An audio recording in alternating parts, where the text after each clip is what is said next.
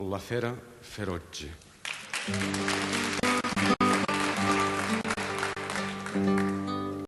Le faux sauvage.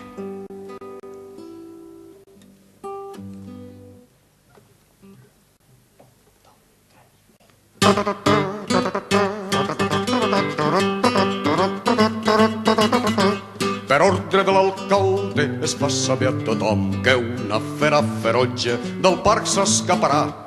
Es prega a les senyores, compren força aliments i no surten de casa fins que torna el bon temps. Tot el que tinga cotxe, que fot al camp corrents i se'n vaig a la platja, a la torre o als hotels. L'alcalde s'encarrega, per ús del seu poder, de la fera ferotge, deixar-la sense dents. El que això no compleixca, que no es queixa després, si per culpa la fera ell rep algun turment.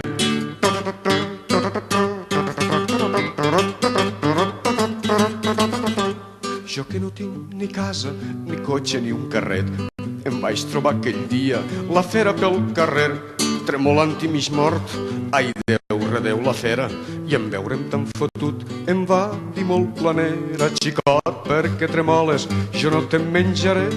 I doncs, perquè t'escapes del lloc on tens marcat. Vull parlar amb l'alcalde i dir-li que t'infam, que la gàbia és petita, jo necessito espai.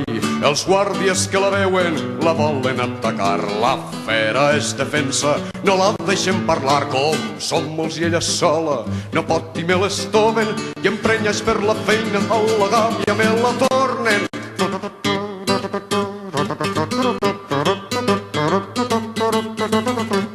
Per ordre de l'alcalde es fa saber a tothom que la fera ferotge ja no ens treurà la son, i gràcies a la força no ha passat res de nou.